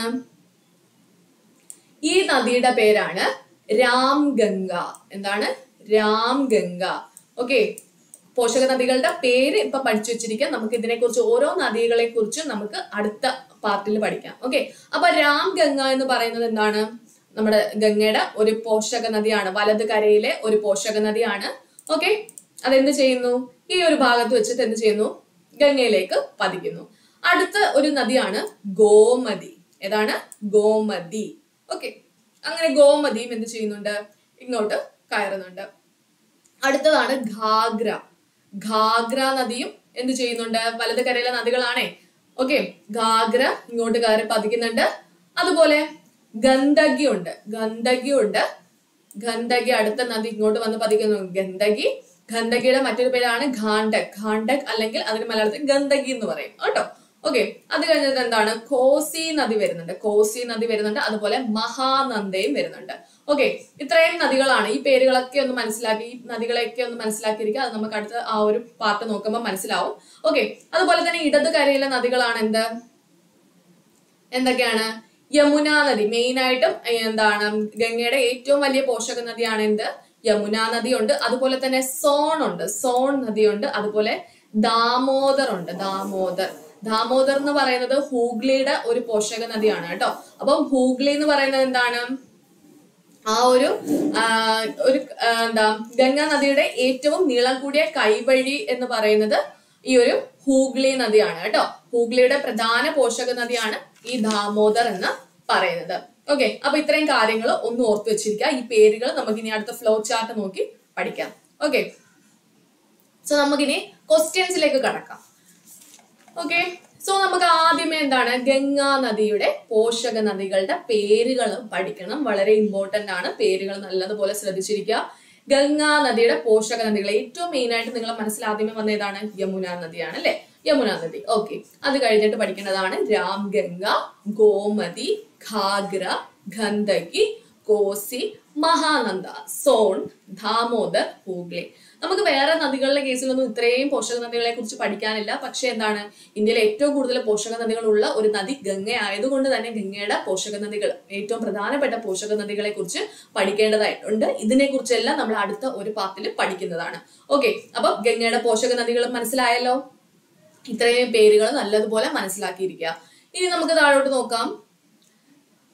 കണ്ടല്ലോ, ഗംഗാ നദി ഇങ്ങനെ ഒഴുകി പോകുമ്പോഴത്തേക്കും ഓരോ നദികൾ വന്ന് എന്ത് ചെയ്യുന്നുണ്ട്? രാംഗംഗ, ഗോമതി, ഘാഗ്ര, ഗണ്ഡക്, കോസി ഒക്കെ എന്ത് ചെയ്യുന്നുണ്ട്? ഗംഗയിലേക്ക് വന്ന് പതിക്കുന്നുണ്ട്. അപ്പം ഈ ഘാഗ്ര, ഗണ്ഡകിനെയൊക്കെ കണ്ടോ? ഇതൊന്നും നമ്മുടെ ഇന്ത്യയിൽ ഉത്ഭവിക്കുന്ന നദിയേ അല്ല. ഇതിനെ കുറിച്ചൊക്കെ നമുക്ക് അടുത്ത സെക്ഷനിൽ പഠിക്കാനുണ്ട്. സോ ഇത് മനസ്സിലാക്കിയിരിക്കുക. അതാണ്ട് ഹൂഗ്ലി നദിയിൽ നിന്ന് വന്ന് എന്ത് ചെയ്യുന്നു? അതിന്റെ ഒരു കൈവഴിയായിട്ട് ആക്ട് ചെയ്ത് ഇത് ഗംഗാസാഗർ എന്ന് പറയുന്ന ആ ഒരു പ്രദേശത്ത് വെച്ച് എന്ത് ചെയ്യുന്നു? ബംഗാൾ ഉൾക്കടലിലേക്ക് പതിക്കുന്നു. ഓക്കെ, അതുപോലെ തന്നെ ബംഗ്ലാദേശിലേക്ക് പോയ കൈവഴി ആ ഒരു ഡെൽറ്റ, ഇതൊരു ഗംഗാ ഡെൽറ്റയാണ് കേട്ടോ. ആ ഒരു സൈഡിലേക്ക് പോകുന്നത് ഈ ഒരു ഭാഗത്തായിട്ടും വന്ന് പതിക്കുന്നു. ഓക്കെ, ക്ലിയർ ആയല്ലോ. അപ്പൊ നമുക്ക് ചോദ്യങ്ങളൊക്കെ നോക്കാം. ഹിമാലയത്തിൽ ഉത്ഭവിച്ച് ബംഗാൾ ഉൾക്കടൽ വരെ ഉത്തരേന്ത്യൻ സമതലങ്ങളിലൂടെ ഒഴുകുന്ന ഒരു വൻ നദിയാണ് ഗംഗാ നദി എന്ന് പറയുന്നത്. വിഷ്ണുപാതി, ജാഹ്നവി, മന്ദാകിനി, ഭാഗീരഥി, പാപനാശിനി എന്നിങ്ങനെയും ഈ നദി അറിയപ്പെടുന്നുണ്ട്. ബംഗ്ലാദേശിൽ എത്തുമ്പോൾ ഗംഗ പത്മ എന്ന പേരിലാണ് അറിയപ്പെടുന്നത്. ഗംഗാജലത്തിന് ആത്മശുദ്ധീകരണത്തിനും പാപനശീകരണത്തിനും ശക്തിയുണ്ടെന്നാണ് ഭാരതീയരുടെ, പ്രത്യേകിച്ച് ഹിന്ദു, ബുദ്ധ, ജൈന, സിഖ് മതക്കാരുടെ വിശ്വാസം. ദൈർഘ്യത്തിൽ ഏഷ്യയിൽ 15ാമത്തെയും ലോകത്തിൽ 39ാമത്തെയും സ്ഥാനമാണ് ഗംഗയ്ക്കുള്ളത്. ഇന്ത്യ, ബംഗ്ലാദേശ് എന്നിവയാണ് ഗംഗ ഒഴുകുന്ന പദത്തിലെ രാജ്യങ്ങൾ. ആര്യന്മാരുടെ വിശുദ്ധ ദേശമായിരുന്ന ആര്യാവർത്തനം ഗംഗയുടെ തീരത്തായിരുന്നുവെന്നും കരുതുന്നു. ഗംഗാനദി ഹിമാലയം ഉണ്ടാകുന്നത് മുമ്പ് തന്നെ ഉണ്ടായിരുന്നു എന്ന് കരുതുന്നുണ്ട്. ഇന്ത്യൻ ഫലകം യുറേഷ്യൻ ഫലകത്തിൽ ഇടിച്ചതിന്റെ ഫലമായി ഹിമാലയം ഉണ്ടായപ്പോൾ പ്രദേശത്തെ നദിയായ ഗംഗയുടെ ഭാഗങ്ങൾ ഹിമാലയ ഭാഗങ്ങളിൽ ഉൾപ്പെട്ടു എന്നും ഭൂമിശാസ്ത്രജ്ഞർ കരുതുന്നു. പിന്നീട് ഹിമാലയത്തിലെ കനത്ത മഞ്ഞുപാളികൾ ഉരുകി ഗംഗയ്ക്ക് ശക്തി കൂട്ടി എന്നാണ് അവരുടെ അഭിപ്രായം. അപ്പൊ ഇതാ നോക്കൂ, നമ്മൾ എന്താണ് പറഞ്ഞത്? ഒരു ഗംഗോത്രി ഒരു ഗ്ലേസിയറിൽ നിന്നല്ലേ ഇത് ഉണ്ടാകുന്നത്. അപ്പൊ ആ ഒരു ഗ്ലേസിയർ ആണ് കാണിച്ചിരിക്കുന്നത്. ഓക്കെ, അവിടെ നിന്ന് ഗംഗാ നദി, ഭാഗീരഥി നദിയാണ് ഈ ഒരു ഭാഗത്ത് വരുന്നത്. ഓക്കെ, അപ്പൊ നോക്കൂ, ഉത്തരാഖണ്ഡിലെ ദേവപ്രയാഗ് എന്ന സ്ഥലത്ത് വെച്ചിട്ടാണ് എന്ത് ചെയ്യുന്നത്, ഗംഗ എന്ന നദിയായിട്ട് മാറുന്നത് അല്ലെ. അതിനു മുമ്പ് ഭാഗീരഥി നദിയായിരുന്നു. അതിനുശേഷം ഉത്തരാഖണ്ഡിലെ ദേവപ്രയാഗ് എന്ന് പറയുന്ന ആ ഒരു ഭാഗത്ത് വെച്ചിട്ടാണ് എന്ത് ചെയ്യുന്നത്, അത് ഗംഗാ നദിയായിട്ട് മാറുന്നത്. അപ്പൊ ഗംഗോത്രി എന്നിപ്പോൾ ഈ പ്രദേശം പ്രസിദ്ധപ്പെട്ടിരിക്കുന്നു. ഇവിടുത്തെ ഗംഗോത്രി ഹിമാലയിലെ ഘായ്മുഖ് ഗുഹയിൽ നിന്നും ഭാഗീരഥി, അളകനന്ദ, മന്ദാകിനി, ഗൗളിഗംഗ, അതുപോലെ പിണ്ടാർ എന്നീ 5 മലയൊഴുക്കുകൾ ചേർന്നിട്ടാണ് ശരിക്കും ഗംഗ രൂപപ്പെടുന്നത്. വളരെ ഇമ്പോർട്ടന്റ് ആണ് കേട്ടോ, അതൊന്ന് നോട്ട് ചെയ്ത് വെച്ചിരിക്കാം. ഇനി ഇവയിൽ പ്രധാനപ്പെട്ടത് ഭാഗീരഥിയും എന്താണ്, അളകനന്ദയുമാണ്. ഉത്തരകാശിയിൽ ഗംഗോത്രിക്ക് തെക്കുള്ള ഗുഹയായ ഗോമുഖിൽ നിന്നാണ് എന്ത് ഭാഗീരഥിയുടെ ഉത്ഭവം എന്ന് പറയുന്നത്. നന്ദാദേവി കൊടുമുടിയിൽ നിന്നുള്ള ഹിമനദിയിൽ നിന്നുള്ള അളകനന്ദ ഉത്ഭവിക്കുന്നു. മറ്റനേകം ചെറു ഹിമാനികളും ഗംഗയുടെ ഉത്ഭവത്തിന് കാരണമാകുന്നുണ്ട്. ഓക്കെ, അപ്പൊ നമുക്ക് പോഷക നദികളെ കുറിച്ച് നോക്കാം. ഉത്ഭവ സ്ഥാനം മുതൽ ബംഗാൾ സമുദ്രം വരെ 2500 കിലോമീറ്റർ ആണ് ഗംഗയുടെ ദൈർഘ്യം. ഭാഗീരഥിയുടെ നീളം ഉൾപ്പെടെയാണ്. ഓക്കെ, അപ്പൊ ചിലപ്പം 2525 എന്ന് കാണിക്കും, അപ്പം അല്ലെങ്കിൽ 2500 എന്നായിരിക്കും കൊടുത്തിരിക്കുന്നത്. സോ രണ്ടും കറക്റ്റ് ഉത്തരമാണ് കേട്ടോ. അപ്പൊ ഗംഗയുടെ ആകെ നീർവാർച്ചാ പ്രദേശം ഇന്ത്യയുടെ ആകെ വിസ്തൃതിയുടെ 26% വരും. ഇത്രയും വലിയ നീർവാർച്ചാ പ്രദേശം ഇന്ത്യയിൽ മറ്റൊരു നദിക്കും ഇല്ല. മധ്യ ഇന്ത്യ മുഴുക്കെ ഗംഗയുടെ നീർവാർച്ചാ പ്രദേശമാണെന്നും പറയാം. വേനൽക്കാലത്ത് ഹിമാലയത്തിലെ മഞ്ഞുരുകിയും കാലവർഷക്കാലത്ത് അങ്ങനെയും ബംഗാൾ ഉൾക്കടലിൽ ഉണ്ടാകാറുള്ള മർദ്ദ വ്യതിയാനങ്ങൾ സൃഷ്ടിക്കുന്ന ചുഴലി കൊടുങ്കാറ്റ് പെയ്യിക്കുന്ന പേമാരിയും ഗംഗയ്ക്ക് ജലം നൽകുന്നുണ്ട്. മിക്ക വർഷങ്ങളിലും ഗംഗ കരകവിഞ്ഞൊഴുകുകയും നാശനഷ്ടങ്ങൾ സൃഷ്ടിക്കുകയും ചെയ്യാറുണ്ട്. ഓക്കെ, നമ്മൾ നേരത്തെ കണ്ട ഫിഗർ ആണ്. ഇനി പോഷക നദികൾ നോക്കാം. ഇന്ത്യൻ ഉപഭൂഖണ്ഡത്തിൽ ഏറ്റവും കൂടുതൽ പോഷക നദികൾ ഉള്ളത് ആർക്കാണ്? ഗംഗാ നദിക്കാണ്. ഉത്തർപ്രദേശിലെ യമുനോത്രി ഹിമാലയത്തിൽ നിന്ന് ഉത്ഭവിച്ച് പുരാതന നഗരമായ പ്രയാഗിൽ വെച്ച് ഗംഗയിൽ ചേരുന്ന യമുനയാണ് ഗംഗയുടെ ഏറ്റവും വലിയ പോഷക നദി. ഇനി ഗംഗയിൽ ചേരുന്നതിന് തൊട്ടു മുമ്പ് യമുനയിൽ ചേരുന്ന ചമ്പൽ, ബത്വ, കെൻ എന്നീ നദികൾ ചിലപ്പോൾ ഗംഗയുടെ പോഷക നദികളായിട്ട് കണക്കാക്കാറുണ്ട്. ഓക്കെ, ടിബറ്റിൽ നിന്ന് ഉത്ഭവിക്കുന്ന സരയൂ നദിയാണ് എന്താണ് ഗംഗയുടെ മറ്റൊരു പ്രധാന പോഷക നദി. മധ്യ ഇന്ത്യയിൽ വെച്ച് ഗംഗയിൽ പതിക്കുന്ന സോൺ നദി മറ്റൊരു പ്രധാന പോഷക നദിയാണ്. ബംഗ്ലാദേശിൽ സമുദ്രത്തിൽ പതിക്കുന്നതിന് തൊട്ടു മുമ്പ് ഗംഗയിൽ മേഘ്ന നദി ചേരുന്നുണ്ട് കേട്ടോ. ഓക്കെ, അത് ബംഗ്ലാദേശിലെ കാര്യങ്ങളാണ്. ജസ്റ്റ് ഒന്ന് മനസ്സിലാക്കിയിരിക്കുക. മേഘ്ന നദി അതിനകത്ത് ചേരുന്നുണ്ടെന്നും മനസ്സിലാക്കിയിരിക്കുക. സംഗമശേഷം ഗംഗ അനേകം കൈവഴികളായി തിരിഞ്ഞ് സമുദ്രത്തിൽ പതിക്കുന്നു. ഇനി നദീ പദ്ധതികൾ ഒന്ന് മനസ്സിലാക്കിയിരിക്കുക. ഗംഗ കനാൽ ശൃംഖല, യമുന, ആഗ്ര രാംഗംഗ കനാൽ പദ്ധതി, കോസി പദ്ധതി, റിഹണ്ട് പദ്ധതി, സോൺ പദ്ധതി, സുബർണ രേഖ പദ്ധതി, ദാമോദർ വാലി പദ്ധതി, തെഹ്രി അണക്കെട്ട്, ഫറാക്ക അണക്കെട്ട് എന്നിവ ഗംഗയിലുള്ള പ്രധാന ജലവൈദ്യുത ജലസേചന പദ്ധതികളാണ് കേട്ടോ. ഈ പേരുകൾ ഇനിയിപ്പം ഇതിൽ ഏതെങ്കിലുമൊക്കെ ചോദിച്ചിട്ട് ഇത് ഏത് നദിക്ക് കുറുകെയുള്ള പദ്ധതിയാണ് എന്ന് ചോദിച്ചാൽ ഗംഗാ നദിയാണെന്ന് ഓർത്തിരിക്കുക. ഇനി മലിനീകരണത്തെ കുറിച്ച് പറയുകയാണെങ്കിൽ ഭാരതീയർ പുണ്യ നദിയായി കരുതുന്ന ഗംഗ ഇന്ന് ലോകത്തിലെ ഏറ്റവും മലിനീകരണപ്പെട്ട നദികളിൽ ഒന്നാണ്. ഡൽഹി, ആഗ്ര, കൊൽക്കത്ത എന്നീ പട്ടണങ്ങളിലെ വ്യവസായശാലകളാണ് മലിനീകരണത്തിൽ മുഖ്യ പങ്ക് വഹിക്കുന്നത്. റൂർക്കി, ബനാറസ്, ഇലഹബാദ്, ഫത്തേപൂർ സിക്രി, ഘൗർ, മൂർഷിദാബാദ് എന്നീ ഗംഗാ പട്ടണങ്ങളും മലിനീകരണത്തിൽ തങ്ങളുടേതായ പങ്ക് വഹിക്കുന്നുണ്ട്. പ്രദേശവാസികൾ പ്രാഥമിക കർമ്മങ്ങൾ മുതൽ മരണാനന്തര കർമ്മങ്ങൾ വരെ ഗംഗയിൽ നടത്തുന്നു. ഇതുകൊണ്ടാകെ ഇന്ത്യയിൽ രാസവസ്തുക്കളുടെ രോഗാണുക്കളും ഏറ്റവും അധികമുള്ള നദിയായി ഗംഗ മാറിയിരിക്കുന്നു. ഓക്കെ, അപ്പം ഇത്രയും കാര്യങ്ങളാണ് നമുക്ക് ഗംഗയെ കുറിച്ച് പഠിക്കാനുള്ളത്. ഗംഗയുമായി ബന്ധപ്പെട്ട ചോദ്യങ്ങളെല്ലാം തന്നെ നമ്മൾ ഡിസ്കസ് ചെയ്തിട്ടുണ്ടായിരുന്നു, പറഞ്ഞിട്ടുണ്ടായിരുന്നു. ആ ചോദ്യങ്ങളെല്ലാം നിങ്ങൾ ഓർത്ത് വെച്ചിരിക്കുക. ഓക്കെ, ഇനി പറയാനായിട്ട് വളരെ പോയിന്റ്സ് ഒന്നുമില്ല. അപ്പൊ ഗംഗോത്രി ഹിമാലയിൽ നിന്നാണ് ഗംഗ ഉത്ഭവിക്കുന്നതെന്ന് മനസ്സിലായല്ലോ. ഓക്കെ, ഗംഗാ നദി ഉത്തര മഹാസമുദ്രത്തിലേക്ക് പ്രവേശിക്കുന്നത് ഹരിദ്വാർ ആണെന്നും കൂടെ ഓർത്തു വെച്ചിരിക്കുക. Okay, clear. അതിനു മുമ്പ് മറ്റൊരു കാര്യം പറയട്ടെ. ഗംഗാ നദിയെ ദേശീയ നദിയായിട്ട് ഉൾപ്പെടുത്തിയത് എന്നായിരുന്നു? ഏത് വർഷമായിരുന്നു? 2008 നവംബർ 4 ആയിരുന്നു കേട്ടോ. അതും കൂടെ ഓർത്തു വെച്ചിരിക്കുക. 2008 നവംബർ 4 ദേശീയ നദിയായിട്ട് ഗംഗാ നദിയെ പ്രഖ്യാപിക്കുന്നത്. ഓക്കെ, അതുപോലെ തന്നെ ഗംഗാ ഡോൾഫിനെ നാഷണൽ അക്വാറ്റിക് അനിമൽ ആയിട്ട് പ്രഖ്യാപിച്ചത് 2009 കൂടെ ഓർത്തു വെച്ചിരിക്കുക. ഓക്കെ, അപ്പൊ ഇന്ത്യയുടെ പുണ്യനഗരം ഏതാണ്? വാരാണസി ആണെന്ന് ഓർത്തു വെച്ചിരിക്കുക. വാരാണസിയാണ് പുണ്യനഗരം. അതുകൊണ്ടാണ് ആ ഒരു ഭാഗത്ത് ഗംഗാ നദി ഒരുപാട് പൊല്യൂട്ടഡ് ആകുന്നതെന്നും കൂടെ ഓർത്തു വെച്ചിരിക്കുക. ഓക്കെ, അപ്പൊ ഗംഗാ നദിയുമായി ബന്ധപ്പെട്ട കാര്യങ്ങളെല്ലാം പഠിച്ചിട്ടുണ്ട്. ഇനി നമുക്ക് അതിന്റെ ഓരോ പോഷക നദികളെ കുറിച്ചുള്ള കാര്യങ്ങൾ മാത്രം പഠിച്ചാൽ മതി. അപ്പൊ ഇത്രയും കാര്യങ്ങൾ, ഇന്ന് പഠിച്ച കാര്യങ്ങളെല്ലാം നല്ലതുപോലെ പഠിച്ച് മനസ്സിലാക്കിയതിനു ശേഷം പോഷക നദികളെ കുറിച്ചിട്ടുള്ള ആ ഒരു ക്ലാസ് കാണുക. ഓക്കെ, സോ നമുക്കിനി അടുത്ത ക്ലാസ്സിൽ കാണാം. Thank you.